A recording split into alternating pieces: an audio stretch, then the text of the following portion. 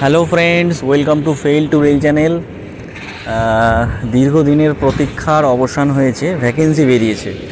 কিন্তু এটা বলতে বলতে আমি কাঁদবো নাকি খুশি হব ভ্যাকেন্সি বেরিয়েছে বলে কিছু আমি বুঝে উঠতে পারছি না। যে না, অনেক দিন পর ভ্যাকেন্সি বেরিয়েছে, মনটা খুশি হওয়ার কথা কিন্তু খুশি হতে পারছি না, মানে আনন্দ লাগছে না। তার কারণ ভ্যাকেন্সির যে সংখ্যাটা সেটা দেখে আমার রীতিমতো মাথা খারাপ যে এটা কি করে সম্ভব, এত কম ভ্যাকেন্সি কি করে আসতে পারে, এক্সপেকটেশনের বাইরে। ঠিক আছে, পেপার কাটিং দেখে প্রথমে আমি অতটা গুরুত্ব দিইনি, ভেবেছিলাম হয়তো প্রিন্টিং মিস্টেক আছে বা কোথাও না কোথাও সমস্যা রয়েছে, এত কম ভ্যাকেন্সি কী করে হয়। কিন্তু দেখো নোটিফিকেশানের ভ্যাকেন্সিটা দেখো, 5,696 ভ্যাকেন্সি পরিষ্কার দেখতে পাচ্ছ। ঠিক আছে, এটা দেখে সত্যিই বলছি মানে ভালো লাগছে না, একদমই ভালো লাগছে না। আমি প্রথম থেকেই মানে কোনো দিনই আমার ইউটিউব চ্যানেলের ভিডিওতে আমি বলিনি যে এত হাজার ভ্যাকেন্সি আসবে। কোনো ভিডিওতে তুমি দেখতে পাবে না যে আমি বলেছি যে এত হাজার ভ্যাকেন্সি আসবে বা অমুক তারিখে অমুক ডেটে আসবে। তোমরা অনেকেই জিজ্ঞেস করো, কনফিউজ হও, চিন্তা করো। শুধু এই কারণেই আমি কোনো দিন বলতাম না যে এত হাজার। অনেক বড় বড় চ্যানেলগুলো বলতো যে 85,000 ভ্যাকেন্সি আসবে, এত হাজার ভ্যাকেন্সি আসবে। আমি বলতাম না, কারণ এদের কোনো মানে এগুলো তো বলা মুশকিল না কি চলছে ভিতরে ভিতরে। তো এটা আমরা বলতে পারি না যে কত ভ্যাকেন্সি আসবে। যাই হোক, ভ্যাকেন্সি সামনে চলে এসেছে, দেখতেই পাচ্ছ 5,696 ভ্যাকেন্সি। তো কি বলবো, মোটিভেশন দেওয়ার মতো কিছু ভাষা খুঁজে পাচ্ছি না। একটা সিট তোমাকে নিতে হবে, এটা মাথায় রেখেই পড়াশোনা করো যে এখানে 5,696টা সিট রয়েছে, তার মধ্যে একটা আমাকে নিতে হবে, একটা আমার সিট। আমি 2-3 বছর ধরে খাটছি, আমার কনফিডেন্স রয়েছে, আমি পারবো। ঠিক আছে, সেই চিন্তাভাবনা নিয়ে জোর কদমে পড়াশোনা করো, এক মুহূর্ত নষ্ট না করে। কারণ সুযোগ এরপরে আবার কবে আসবে কেউ জানে না। ঠিক আছে, এলো 18-র পরে 24, প্রায় 5-6 বছর পর ভ্যাকেন্সি এলো, যেটুকুই আসুক। তো বুঝতেই পারছো এরপরে আবার কবে আসবে আমরা কেউ জানি না। টেবিলটা দেখে নাও ভ্যাকেন্সির। আচ্ছা, এজ লিমিটটা এখানে দেখে নাও। এজ লিমিটটা এখানে দিয়েছে যেটা, সেটা হচ্ছে 18 থেকে 30। 18 থেকে 30 1/7 2024-এর মধ্যে হতে হবে। ঠিক আছে, জেনারেলের জন্য, বাকি অন্যান্যদের জন্য ছাড়টা রয়েছে। আর 20-1-2024 থেকে অ্যাপ্লিকেশন শুরু হবে। হ্যাঁ, ক্লোজিং ডেট রয়েছে 20-2-2024। বাকি টেবিলটা দেখে নাও, ভ্যাকেন্সি টেবিলটা একটু দেখে নাও।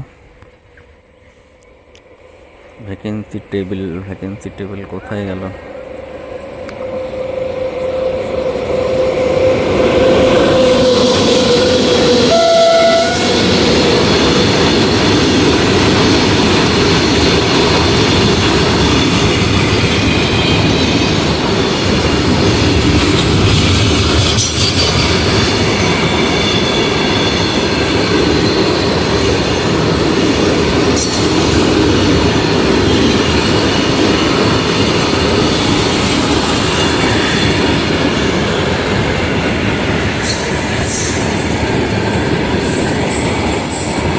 কলকাতার জন্য ভ্যাকেন্সি দেখো, আমাদের কলকাতার জন্য ভ্যাকেন্সি রয়েছে ইস্টার্ন রেলওয়েতে 155, আর সাউথ ইস্টার্ন রেলওয়েতে রয়েছে 30টা।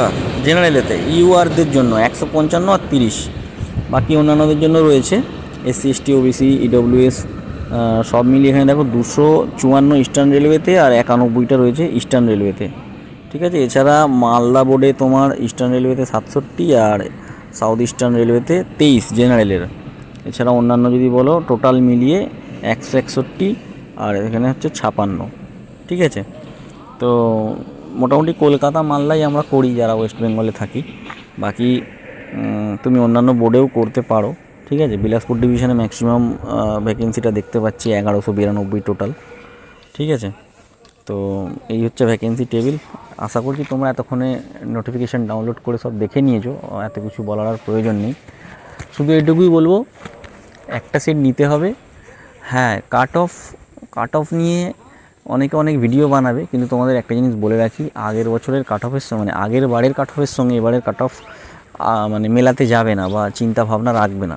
কারণ আগের বারের ভ্যাকেন্সি যা ছিল আর এবারে যে ভ্যাকেন্সি, আকাশ পাতাল তফাৎ নাম্বারটার।